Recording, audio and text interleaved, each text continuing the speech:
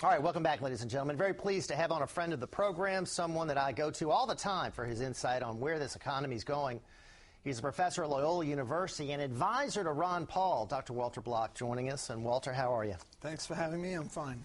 You know, I am fascinated by this presidential race, fascinated by Ron Paul. He is certainly a big player, I think a bigger player in this race than he was in 2008. And I know you're close to him. You had him here for a big event, and we're going to be talking about another event he's doing in Baton Rouge. What's the secret? Why do you think he's caught fire this time? Well, he's sincere, and he's been saying the same thing for 30 years. And in 2008, the country wasn't ready for him, but now with the depression, the Obama depression, and the war, people are getting sick of the war, the drugs, the Fed, I think he's just all over the place on every issue that's a hot-button issue, and he's got a massive, very, very strong followers, and he can't be denied anymore. In 2008, they tried to ignore him. They still try to ignore him, but they haven't succeeded now. And I want to talk about that because the media seems to specialize in ignoring him, especially the mainstream news media. They'll talk about the other, quote, leaders in the race, and they'll neglect him, even though he usually polls pretty well. Well, he took second in the Ames straw poll, and I was glad he took second, a very close second, because I figured if he took first, they would say, well, the Ames straw poll doesn't matter. And if he took fifth or seventh, they'd say, well, it shows he hasn't got the staying power. But he took second in a virtual tie for Michelle Bachmann, and they still ignored him. It's amazing. I have to take my hats off to the mainstream media. They are magnificent. No one could do a better job of trying to ignore Ron Paul than they. For our viewers out there, and there are probably a few who aren't familiar with Ron Paul's message, if you could summarize, what's the basic ingredient of his message? Foreign policy, peace. Strong defense, no offense. Economic policy, laissez-faire capitalism, free enterprise, and no business cycles, and full employment. And personal liberties, civil liberties, he favors that too. He's a libertarian. Libertarian, conservative, Republican. So those are his three planks: foreign policy, economic policy, and personal liberties. And what's interesting about him is, let's say Mitt Romney, flip-flopping all over the place, here, there, everywhere, changing based on where he's running or what group he's talking to. Ron Paul has had consistency, and you've been his friend for 30 years, so you know this. It seems to me he's been consistent. Has he changed his position on anything?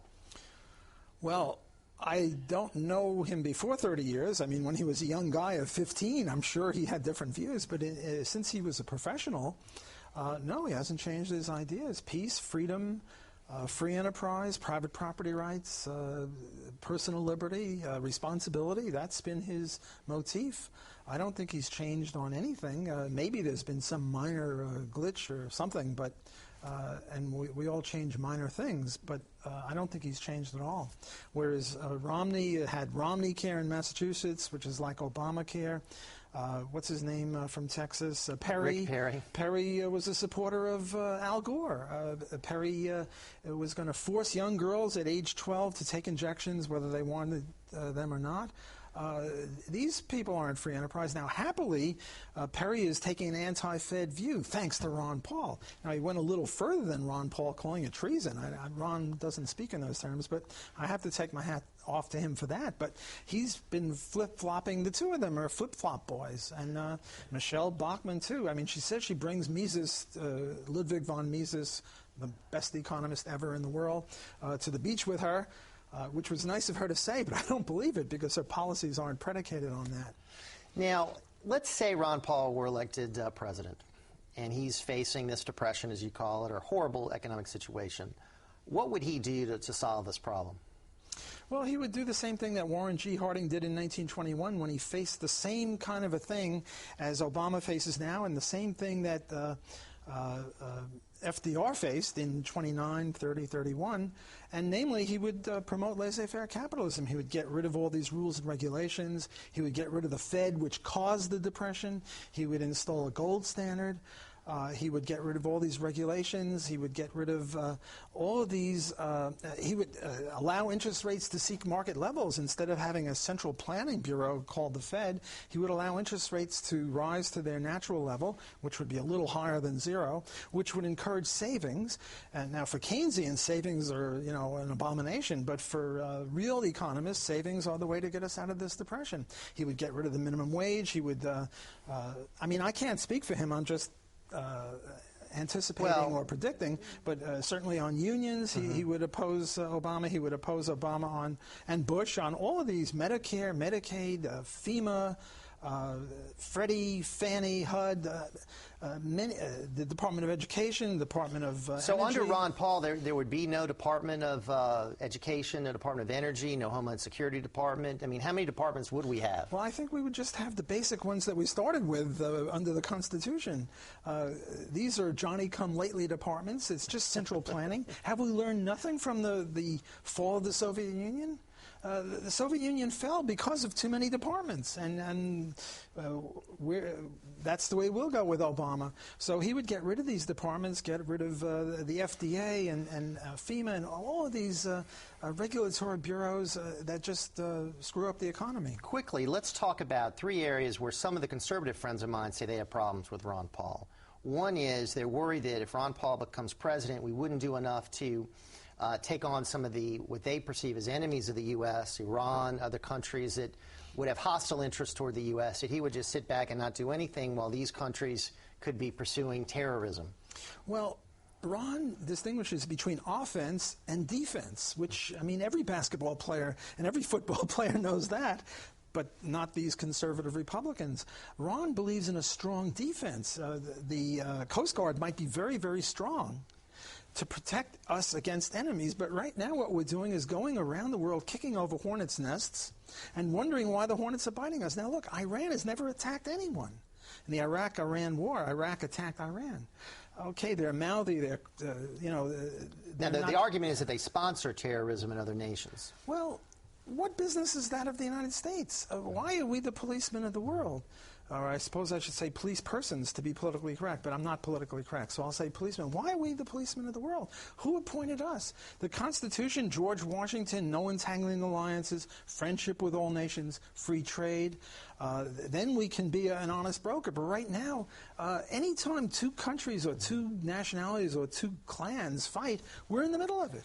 Can we have free trade with a country like China that puts all these barriers in place of our goods, and we have all these Chinese goods, but it's hard for our goods to have any kind of a fair chance in China? Well, I think that the fair trade is sort of like you're China and I'm the United States, and you just shot a hole in our rowboat. China with their policies. And now the question is, should I shoot another hole in the rowboat? No. Look, Hong Kong was a desert island in the 50s and 60s, and they had a policy of unilateral free trade with everyone. And if people boycotted their goods, they didn't care. Look, I'll trade with you on A, B, and C, even though you won't trade with me on D, E, and F. Why should I stop trading with you on A, B, and C just because you're foolish enough not to want to trade with me on D, E, and F? If you learn basic economics, these people who are criticizing Ron on free trade, they will come to see, read Henry Hazlitt, Economics in One Lesson, read Mises, read Ron Paul, read Murray Rothbard, and you'll see that this idea of protectionism is just a non-starter. And then the final issue would be immigration. Does he believe in strong security, border security? What is his position on all the illegals that are here? Well, here, Ron is very conservative. He believes in legal immigration, not illegal immigration, people coming across the border. I personally don't agree with him on that. That's one of the very few things I disagree with Ron Paul on. But Ron Paul's view here is very consistent with these conservatives that you're thinking about.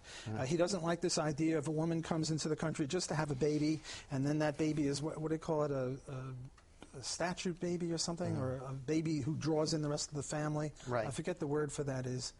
Anchor baby. Anchor baby, right, exactly. So he would oppose that. He would allow immigration, but legal. All right.